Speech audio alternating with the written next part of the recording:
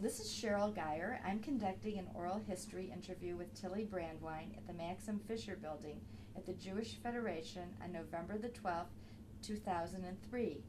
I do have permission to use Tillie's words and thoughts in the future for educational and historic research and documentation. So let's begin with a few questions. I read that you were born in New York, and we're all curious when and why your family came to Detroit. Oh, I think that's quite simple. I was born in Brooklyn, and my mother even talked about that if she leaned out her window, she could see a tree, and then the book came out, A Tree Grows in Brooklyn, and it was very meaningful to us. My mother worked in a blouse manufacturing company, and I don't know if you've read about it. During those years, 1912 to 1915, they were slave shops, all of them, and the Triangle blouse company or shirt company. There was a terrible fire, and many of the girls were burned, and some of them threw themselves out of windows and that kind of thing. And my mother worked there and quit the week before. And after that, and my father worked as a cutter in a tailoring place. And then Henry Ford started with a $5 a day.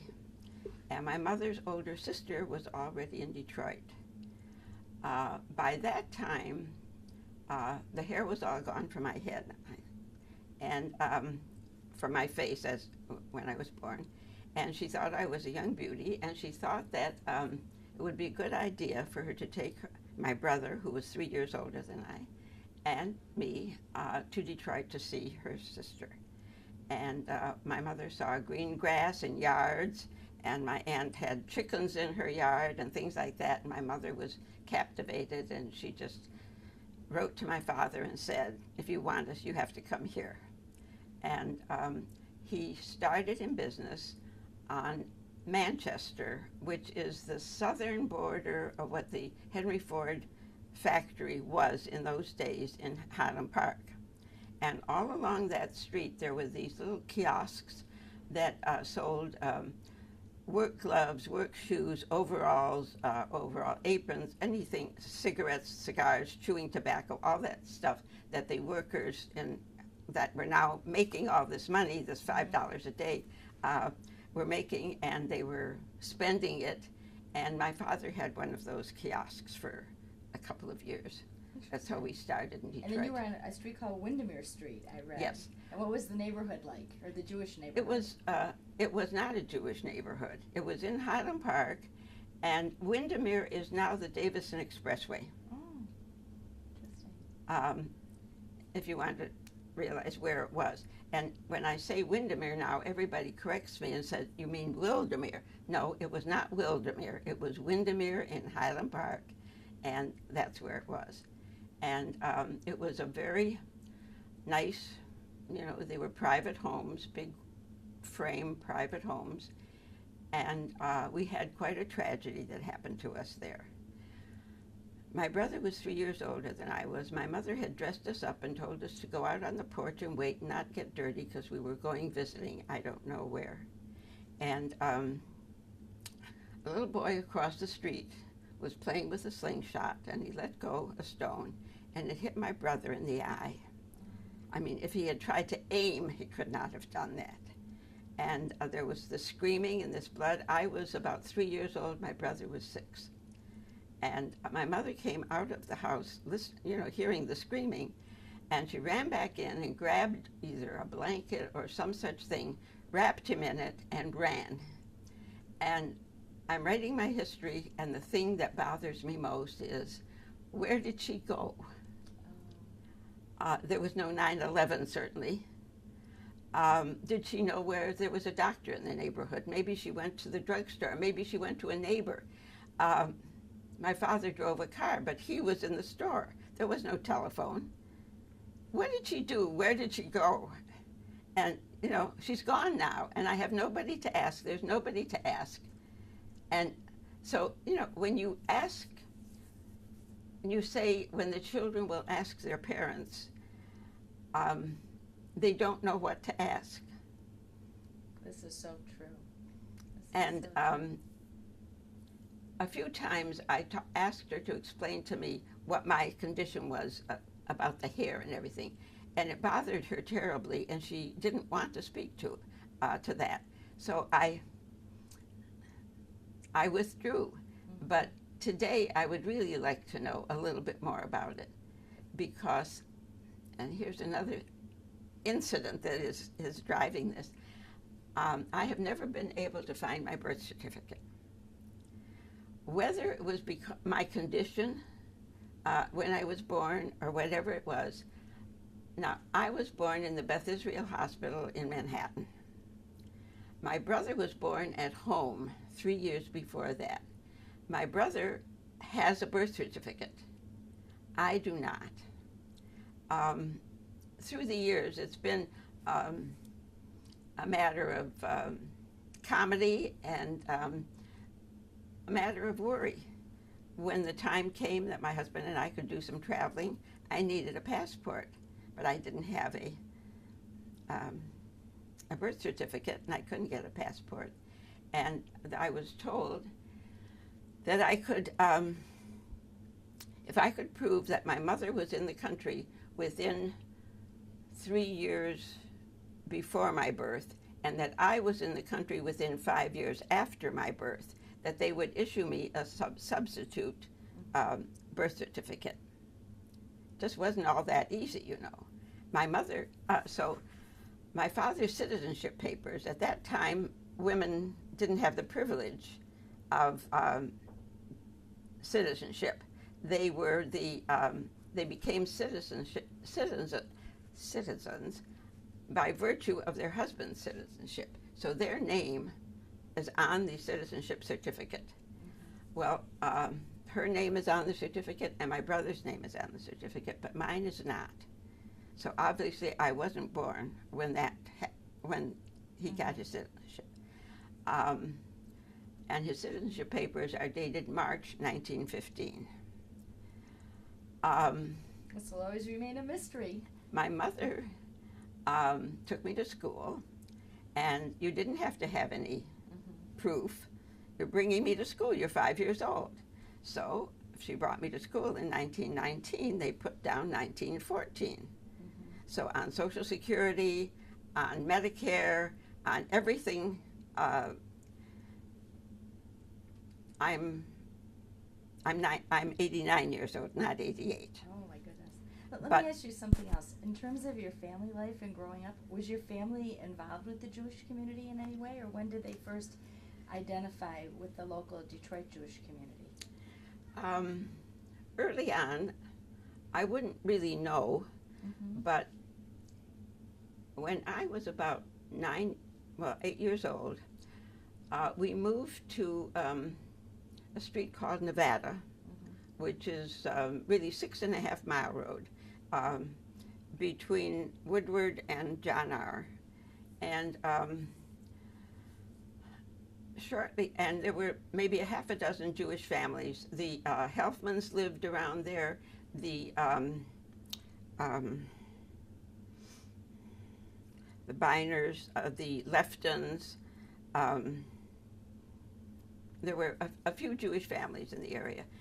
There was a lot of empty land on Brush Street, which is a mile away, and they were building some large frame houses there.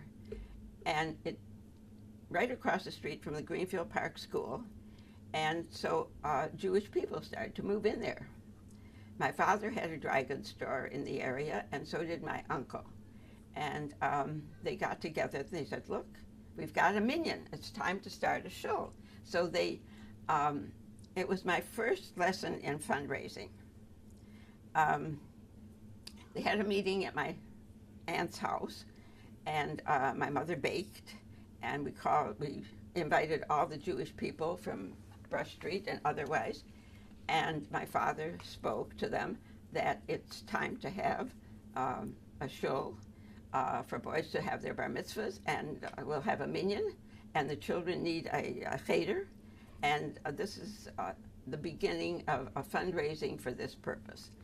Well, the fundraising was going very, very slowly. The houses that they bought on Brush Street were about $7,500, but it was all they had. They had put everything into the house, and they didn't have money to give away, and most of them were tradesmen.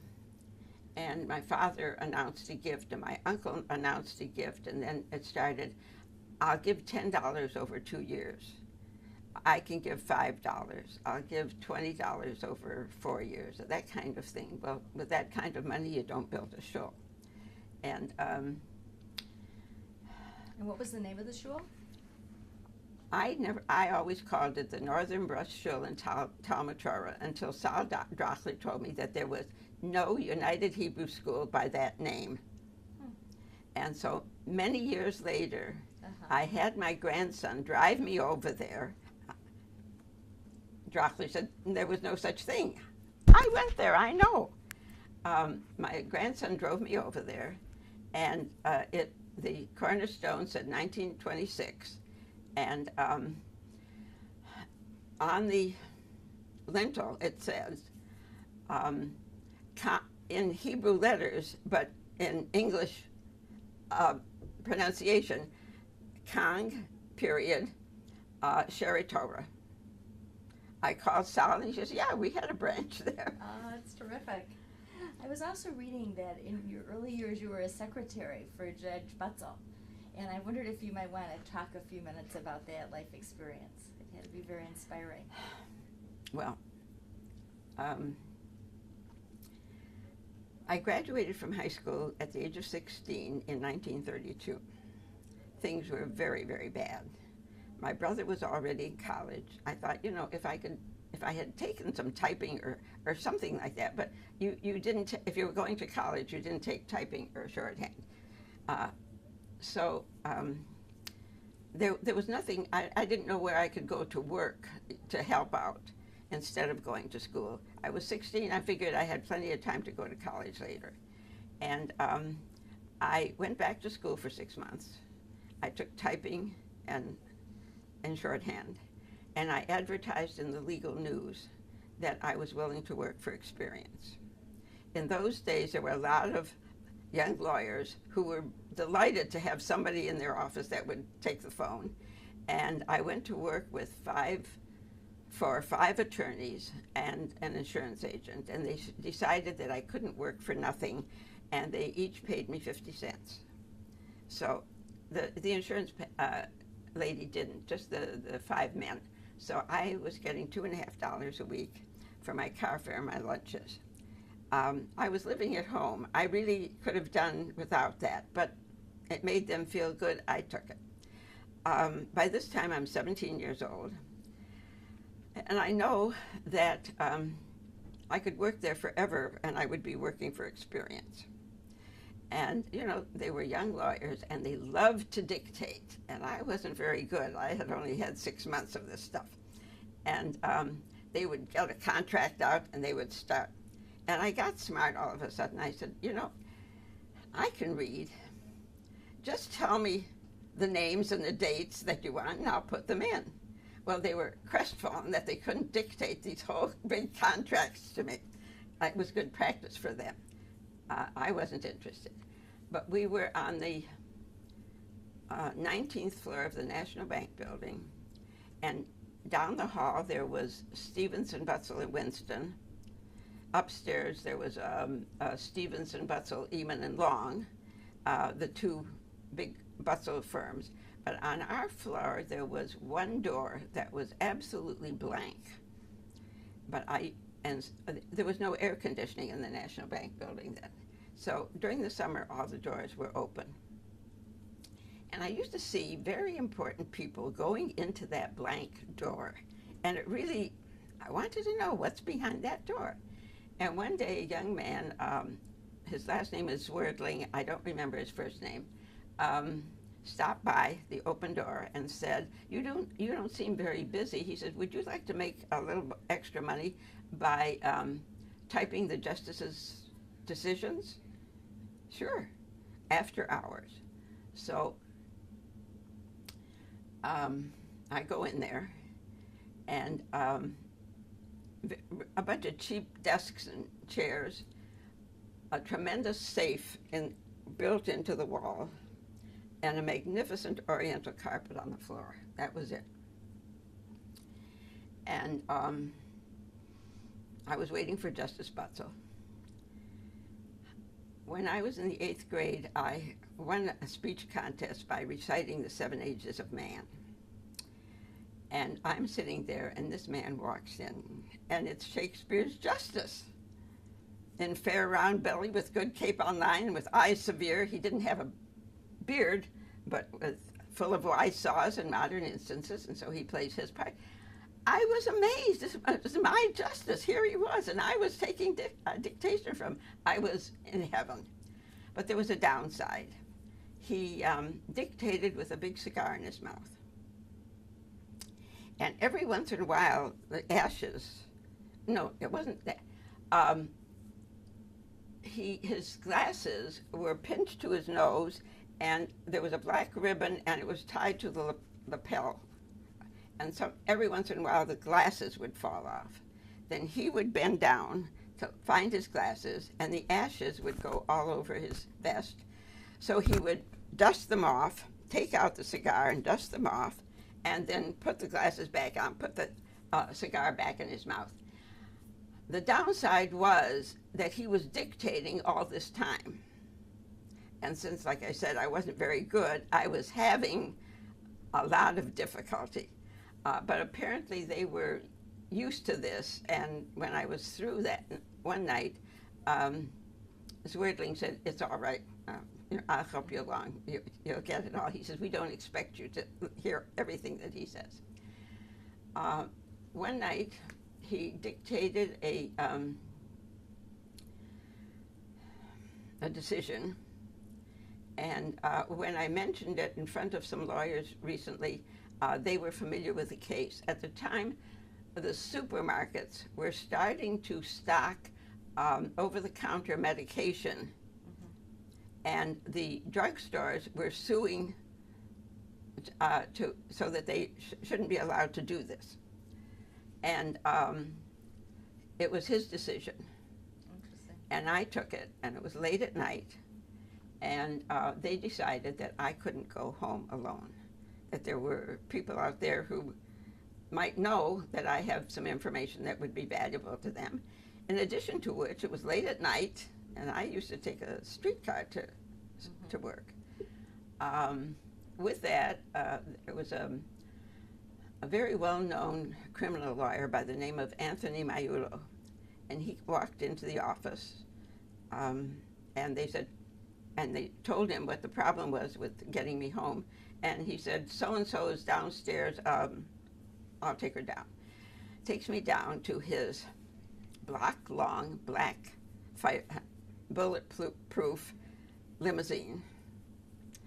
The chauffeur seats me down and puts a fur thing around my legs. And I was scared to death. Wow. Until he took me home. At that time, we lived just off of Woodward and on a street called Longwood, which is about 6 blocks north of 6 Mile Road. And he took me home.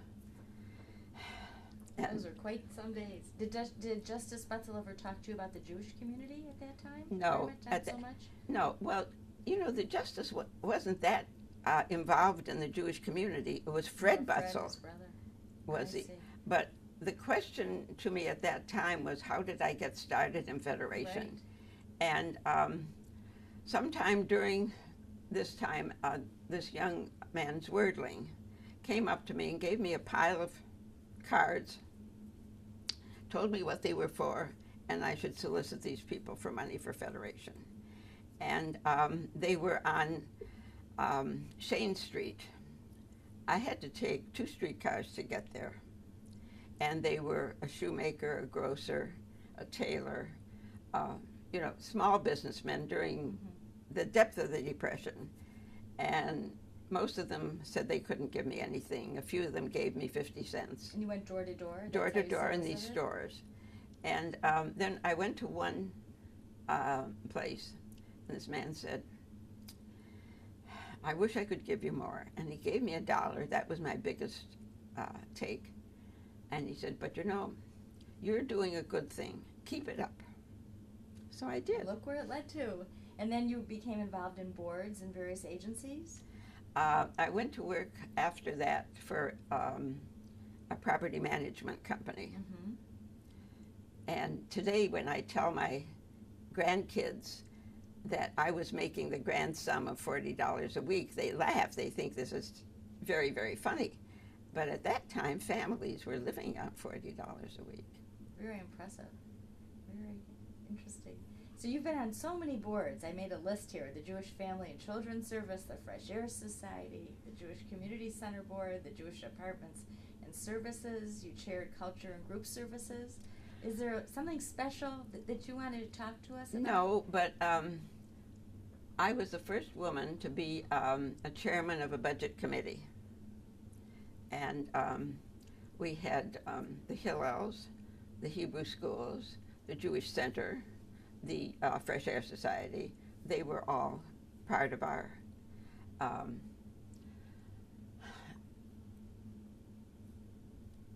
it was a difficult job.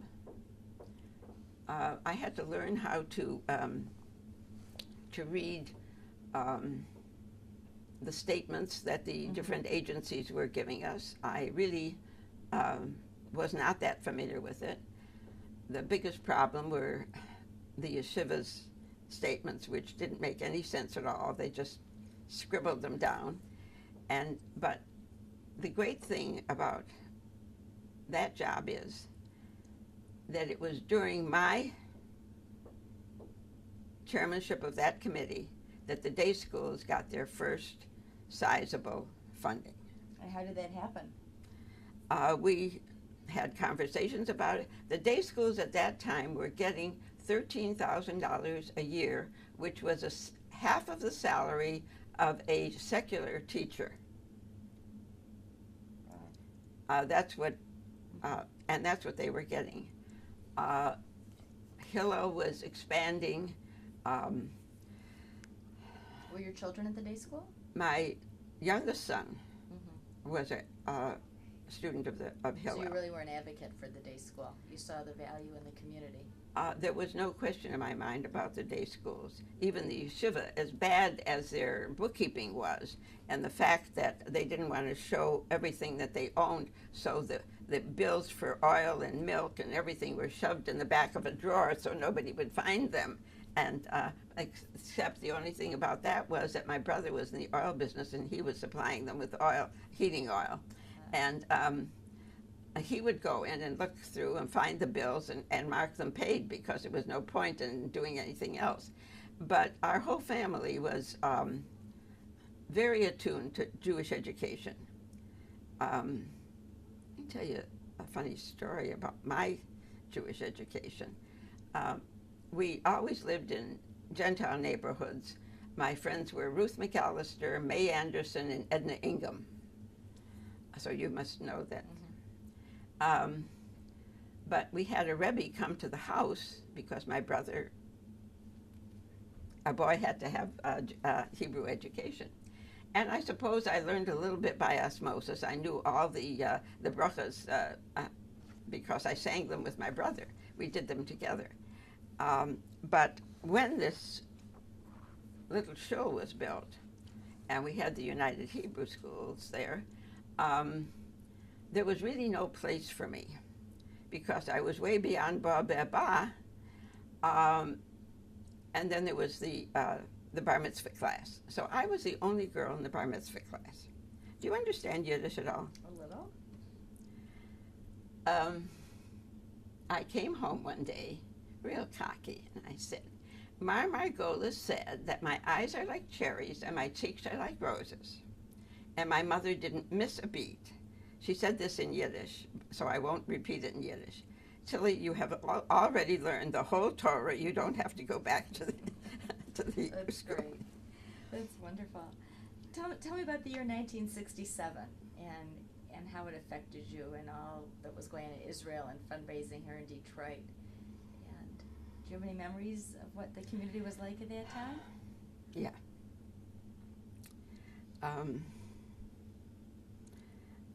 You went to work for all the organizations. Everybody needed money. At that moment, my husband was particularly interested in the bond program, which was comparatively new. And the bond office was in a storefront on 6 Mile Road. And my sister-in-law and I decided we would work there, you know. But it was on the ground floor. People were bringing in, I remember one lady brought in her Social Security check and she gave it to us. People brought money and didn't wait for receipts. It was really quite amazing and gratifying and tragic. It was everything mixed in. And my brother and my husband decided that this was a dangerous place for us to be, my sister-in-law and I, and they hired Pinkerton men to stay outside and guard us. So much money. And then you went to Israel shortly thereafter, I believe, right? We went to Israel before that. Before then you went also? That was your first trip? Our first trip was, I think, in 1962. Okay. And your memory of Israel at that time?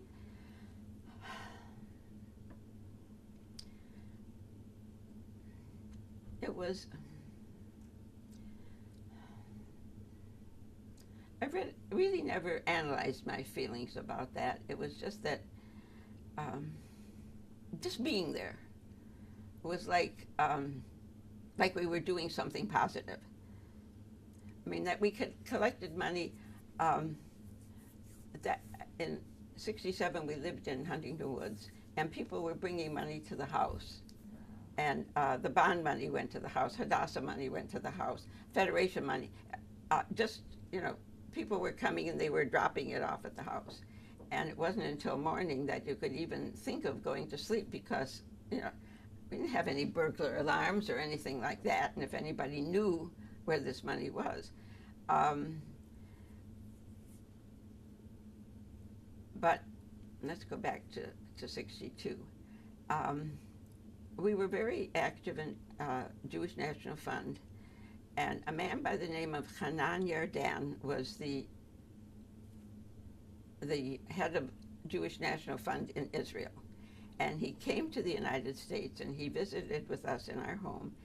And when we decided that we were going to go to Israel, he says, "You'll come to us." His wife was, I wish I could remember her name, I can't. And I don't know how to find it either. His wife was a brilliant woman, and when Einstein came here on speaking tours, she was his translator. And so we spent time with Hanan Yardan and his wife. Later, this is very disconnected, but much later, we heard that she was in New York, so we made arrangements to see her. And the problem was that she was losing her eyesight, and she came to New York to see some specialists to see, you know, what they could do. And apparently the response was not a good one. And I often think, if somebody told me that I was going blind, what would I do first? You know what she did? She went out and she bought herself a typewriter so she could learn to type before she lost her vision so she could continue with her correspondence. How magnificent. Interesting. You have such a wonderful biography that I was studying. Tell us about the years when you were Women's Division President. And what were women volunteers like in those days and some of the programs that you did? Let me tell you something. You know, when you read, you get a fax and you see the whole board list, and there are husbands and wives and brothers and sisters and whatever. 2 women could not be on the board at the same time. 2 sisters could not be on the board at the same time. At the Women's Division or the Board of Governors? Women's Division. frankly, I don't know whether it was, but I think so, because where would the women's division have received that kind of an injunction if it didn't come from Isidore Sobolov? So, yeah.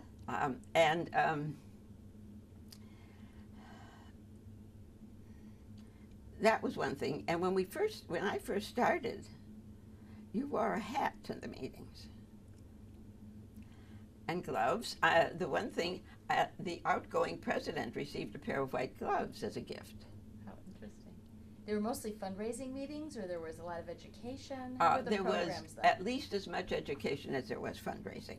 There were three education vice presidents, and one of my vice presidents was Helen Neymark. And she's very frail today, but I have lunch with her and her husband once a month. It's my turn 1 month, and he just called me the other day, and Tuesday we're going to have lunch again.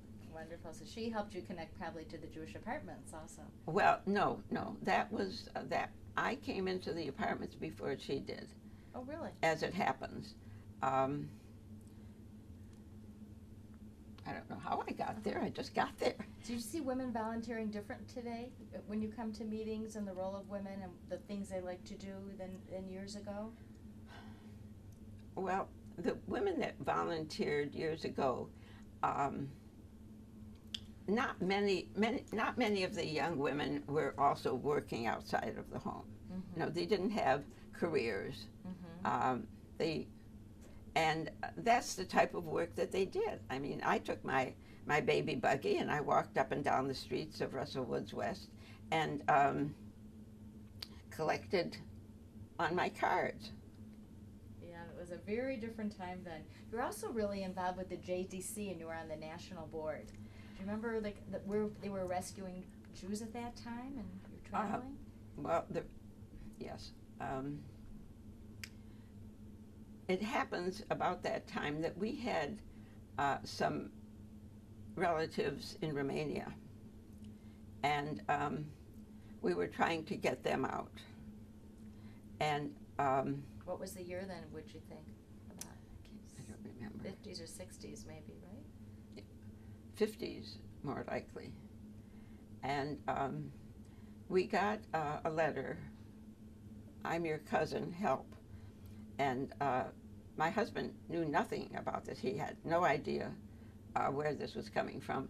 And his sister was considerably older than he was, about 9 years older. And she immediately recognized the name. And the name was Hornstein. And they were a very prestigious family in Romania. He was the continental distributor of Studebaker automobiles, the entire European area. And they were very wealthy people.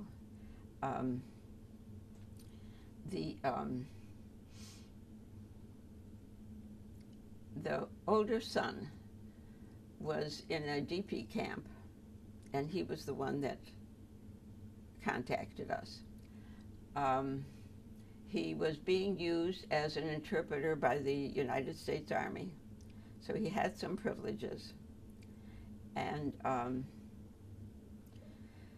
he contacted us, and we tried to get him out of the country. It was a very difficult thing at that time because we were able to talk to, there was a man whose last name was Kaufman, not a Jewish man. Can't remember his position, but we were, at one time he was a Studebaker official. But now he was working for the government, and I don't remember the capacity, but we felt that he would remember Sergiu Hornstein, and maybe he could help us. And he did, in fact. He said that he was working through the State Department, and they had used up just about all the favors they could get from the State Department. One of the people that came in, that they brought in, was Thomas Mann. And people of that caliber. So Sergiu Hornstein really didn't rate much. But he said, I can get him into Canada and I can get him a job. So he So we did. We were able to bring him into Canada. This was all through the JDC, correct? Yes, but during the time that we were trying to get him out, and then his parents out of Romania to any place, and they wound up in Israel for a short time. The one person that was the most secure, unofficial person that would get people out of the countries that they were in was a man by the name of Charles Jordan. And about that time, he was found floating in a river with a wire around his neck. Oh, interesting. I mean, it was traumatic, to put it mildly. We then put up money to get the youngest brother out of Romania. And I'll never forget the joy that we had when we had sent money, but we didn't know who was getting the money, but we were told it was the most logical place. And then we didn't hear anything, and we thought we were trying to play God. What if this incriminated them? What if it was Marcel Hornstein, his wife Lydia, and their 8-year-old daughter Irina? And why can I Paul Kaufman was the name. I don't know, some people may still remember his name. And one day we worried so about him because we got nothing, not from him, not from anybody. We had ways of corresponding with him. His Jewish name was Moshe, but everybody knew him there as Marcel. And we wrote to him that we understand that we thought maybe he didn't even want to come out. We didn't know. And we wrote to him that we understood that Uncle Moshe was very sick. And we could send him to a hospital, but we weren't sure whether that's what we should do. What does he think? And he wrote back, by all means, send him to the hospital. It was that kind of thing. They sent messages under the postage stamps, 2-3 words. What a time in history that was. I know I'm way off course, but one thing just leads to another. But what we were most loved and respected for in current times is the cemetery project. I would love to hear about the cemetery project and how it came to be and where it is now. It's such a service and a mitzvah for all of our community. Okay, do you have time? Sure. All right.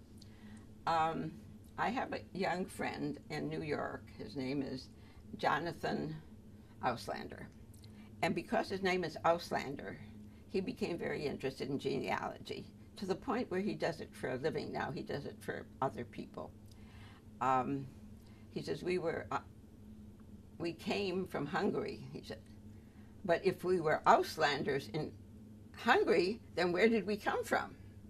And that's what his whole life was involved with. But I got a call from him, and he says, I'm looking for a Max or Marcus, Blum or Bloom. And the last we know of him was that he lived in Highland Park in 1929 or something. I don't remember the dates. I am ready to say that I can't do this. I wasn't interested in any of that stuff.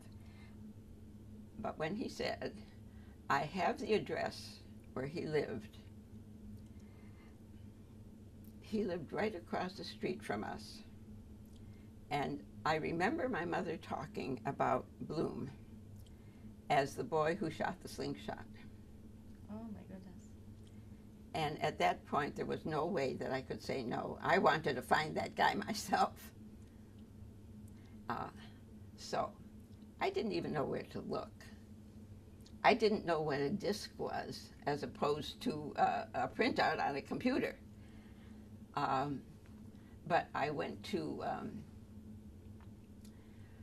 one of the churches that are reputed to have good records, but we weren't in it. I went to the main library, and they had some wonderful books. Do you remember the Polk directories? Yes. I went through all the B's there. Well, in going through the bees, I came across Biber, and there was a thing. My maiden name was Biber. Louis Biber, dry goods store. Wife Rose, son Max, law student, daughter Matilda, secretary. Where did that come from? The whole thing. So I looked through all the polk directories. I looked through a lot of other things. At that time, the library was not yet computerized. Do you remember they had oak chests of drawers, and you pulled out the drawers, and it was alphabetical? It was that recent that it was still that way.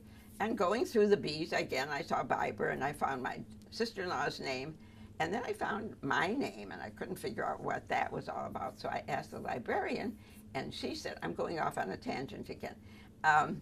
And she said, oh, those things are in the basement, and if you will give me your driver's license, I will go down and get it. I don't know why that was necessary, but I did. And she came back up, and in this little envelope was a negative of me when I was 22 years old. Oh, goodness. And I asked, where did it come from? She says, whatever is sent to us, if it has a name and a date, we keep it. And she said, the only thing I can think about with this is that some photography studio went out of business, and they sent us all their negatives. And that's how you got to be there. And how did this relate to the cemetery project? You're bringing me back, aren't you? Bloom. I decided that I had to find this guy. And wherever I went, there was no... and then I thought, you know what? If he was 29 years... No, let's see. If he was an adult in 1929, then he could be no longer alive. What about looking in some of the cemeteries? And I started, and then I realized that this was not as simple as it seemed. I called Kaufman and I said, how many Jewish cemeteries are there? And I figured 10, 12. I could do that. And I would go through and find Max or Marcus Blum or Bloom. 39.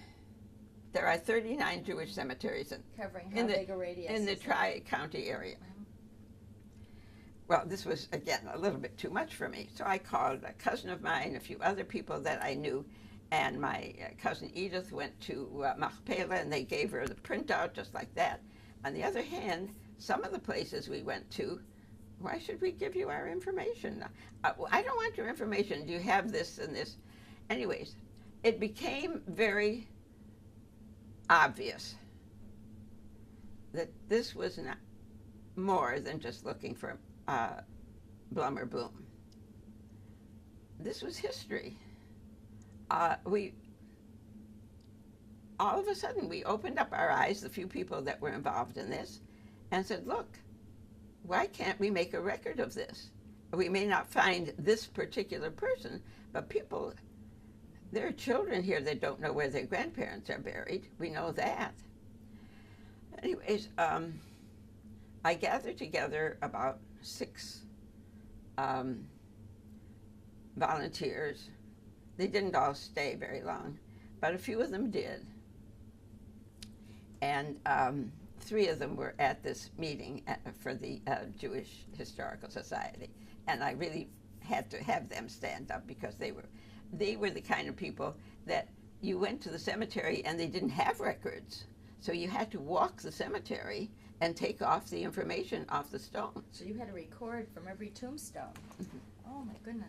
On some of them. We had a lot of records. We didn't have any money, number one. Number two, we didn't have a Hechsher. Federation at that time, when I was finally looking for help, Federation was involved with the closing of of Borman Hall, if you remember. And during that time, I wanted to do the Dvar Torah for that particular time. And Bob Aronson said, Tillie, I don't want you to talk about old people. So I said, I'm not going to talk about old people. I'm going to talk about dead people. So People have asked me how I could get so involved with death. And I really never felt that I was involved with death. I was involved with history. And we eventually got Bethel and Clover Hill and Machpelah, the bigger cemeteries. I understand that Machpelah, we couldn't get the disc because their computer isn't compatible with anything else. So it's a matter of 18,000 or close to 20,000 names that had to be keyed in separately. But we didn't have the money to pay anybody to do that. And I was pleading with Federation to take it over, and they kept saying, we've got enough on our plate. Mark Slissa was president at the time. And he really owed me, but, well, that's another conversation. That's another story.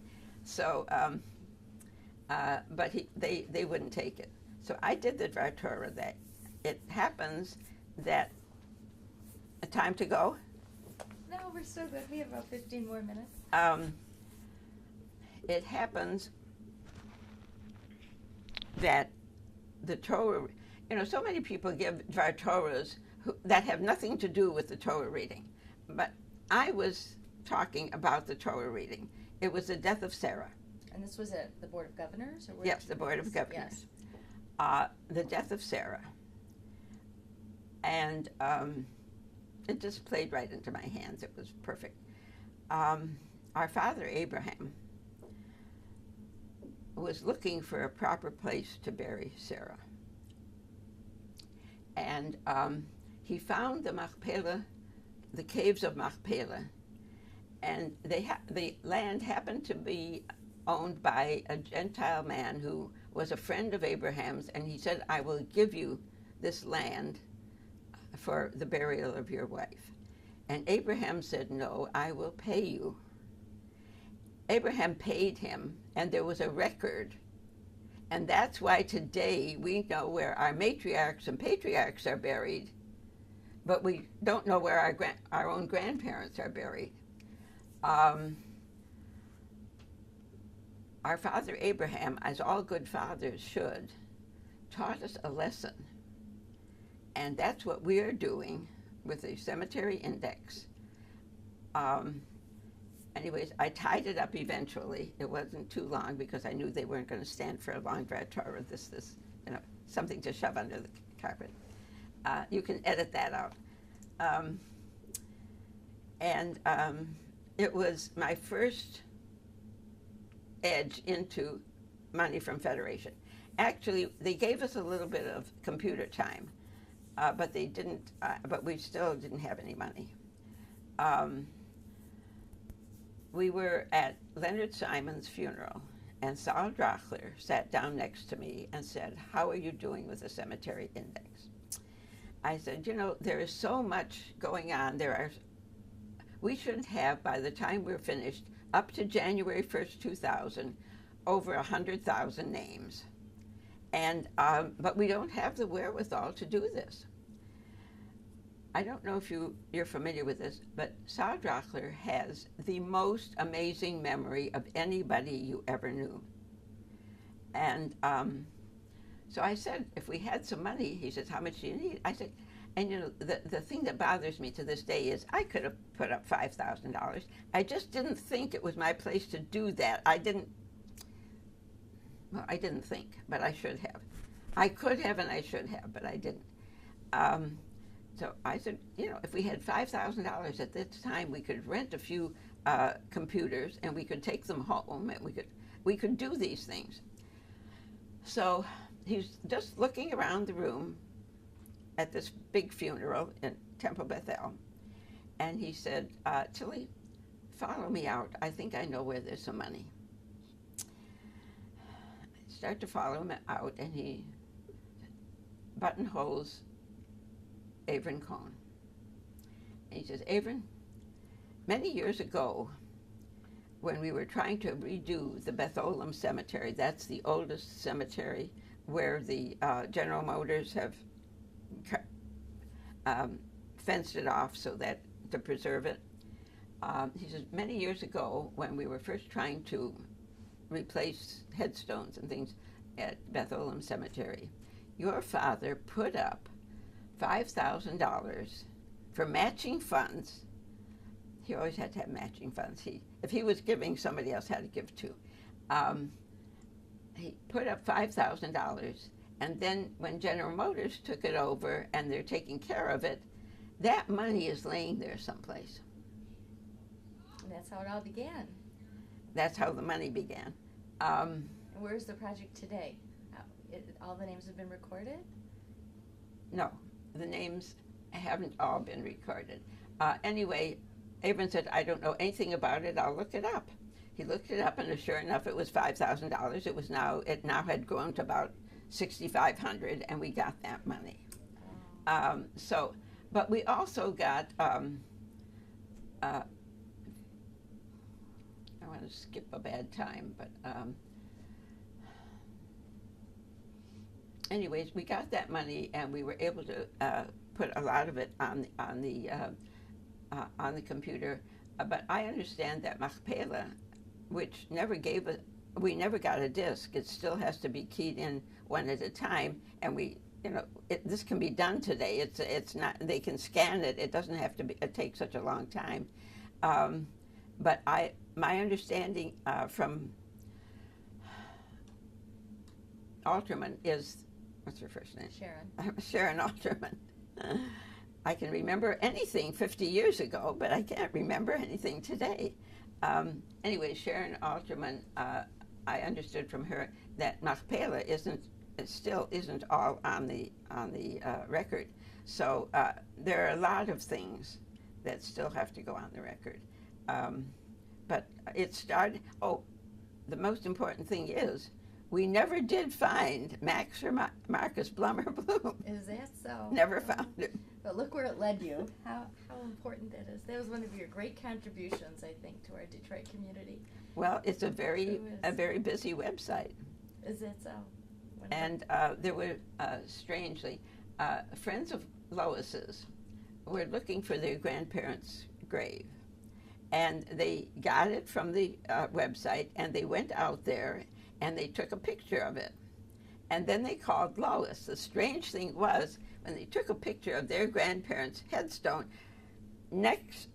behind and next to it, so that it was also in the picture, were Lois's grandparents. My in-laws were at the same cemetery. It's an amazing thing how it all comes together. That's beautiful.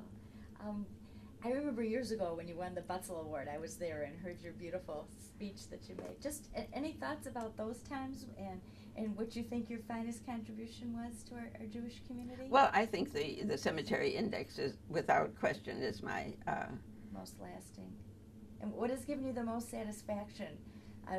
A whole lifetime of good deeds and tzedakah. What do you think has given you such great satisfaction?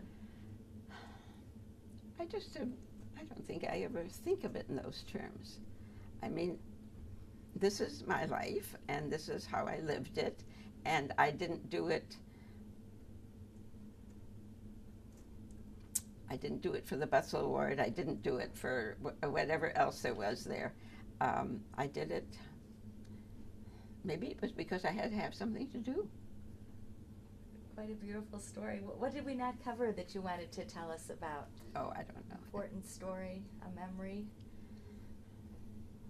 Well, I think the main thing that I want to say to people is that they should write their histories.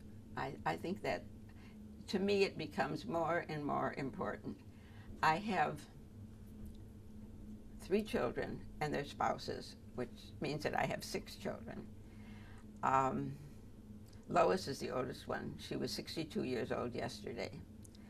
And then I have 8 grandsons, no granddaughters. And then I have 1 great-grandson. And then I have 2 great-granddaughters. How much longer do you want? However long you want. We have another 60 minutes. Oh, my goodness. Okay. Do you want to go for 60 more minutes? No. Go ahead. There are 21 people. My older son has a home in the Pocono Mountains, and that's where we go for Thanksgiving. And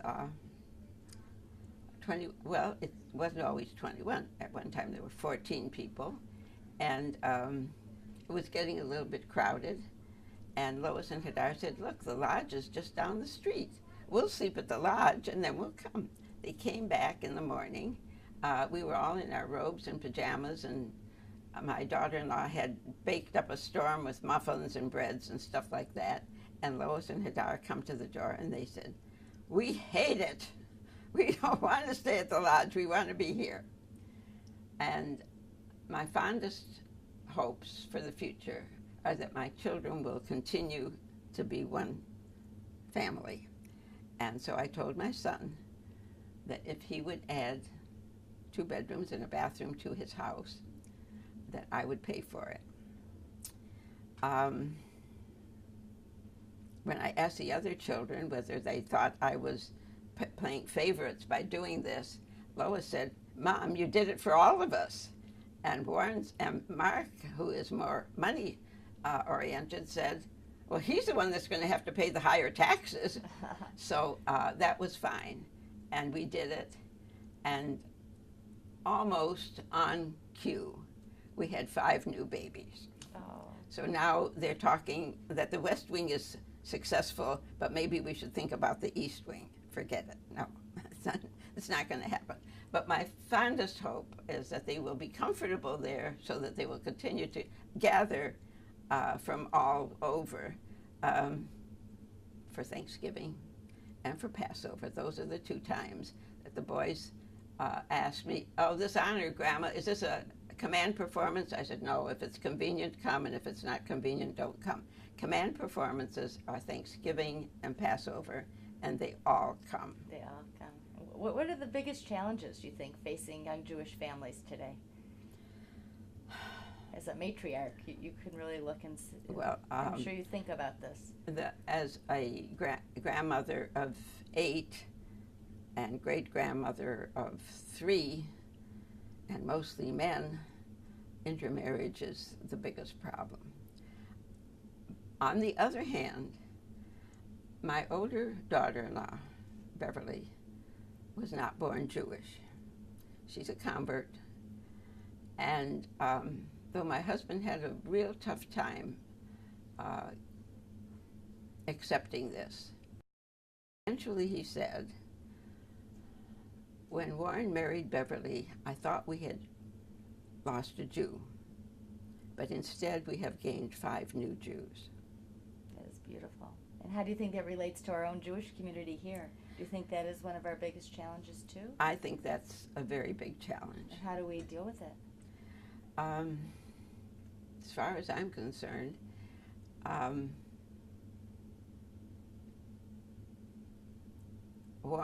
Mo said to his son, who said, I want to marry Beverly, but I thought you would always bring home a Jewish girl. And he said, when I bring her home, she will be Jewish. And I think if we instill in our Jewish children the value and the importance of raising a Jewish family, the sons of my converted daughter-in-law, one of them is going with a non-Jewish girl. And he said to me, do you remember what Papa Mo said to my father? When I bring her home, Grandma, she will be Jewish. Oh, that's beautiful. You've instilled such values in your children. It's a life of dedication, but also by example. What else have we not talked about that you wanted to share and have on tape? When I get home, I'll think about it. You'll think about it. Any other life experiences or memories of a trip to Israel? Well, our first trip to Israel, Mo insisted that we had to go there. We had to arrive by boat. Mm-hmm. The Zim lines were not Cunard. They had services every morning, but everybody went down in their shirt sleeves too, for the minyan. And on the second day, we left from Naples, and on the second day, we were told to go out whatever side, and we would see Haifa in the distance. And we saw the mountains. And somebody started to sing Yerushalayim Shel Zahav. And it was, I feel it going through my body when I say it. It was so thrilling. It truly was. And in those days, how exciting to see your dream. That's It wonderful. was Important times. there was one thing I told about Mo. I think it was a bond deal or something. It was at the Borman home, and it was also an honor. And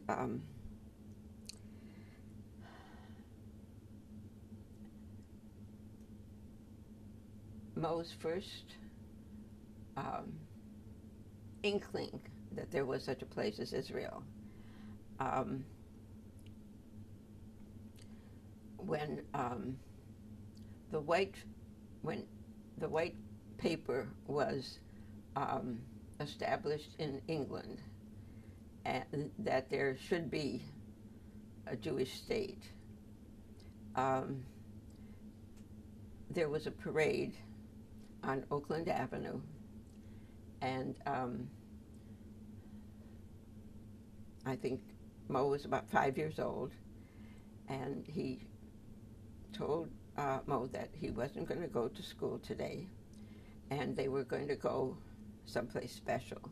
And he gave him a little blue and white flag, and he took his hand, and he said he knew it was very important because his father had closed his tailor shop for the day. Oh, what a great story. And they marched in that, and somebody asked, where did it all start? And maybe that's where it all started. That's beautiful. I think we've covered so many wonderful years of Jewish history, and you've been so much a part of our own Detroit Jewish history. So we want to thank you so much for this interview. And if there's anything else you'd love to add, we would love to listen. And we thank you for being such a leader and a role model to all of us. It's just a great run. Thank you Thank very, you, very Tillie. much. Thank you. Some of the women in the community have claimed that I was their role model, that I was their mentor. And some of these women have gone so much further than I could ever hope to go. That I think that probably was the greatest contribution I could possibly give to the community. Certainly, but you believed in them and you encouraged them to go even beyond you, younger women, and It's a case inspiring. of the student outdoing the master by miles. Very exciting. Well, we thank you so much for your time and all your wonderful recollections. Well, thank you for having Thank you. me, but like always, I talk too much.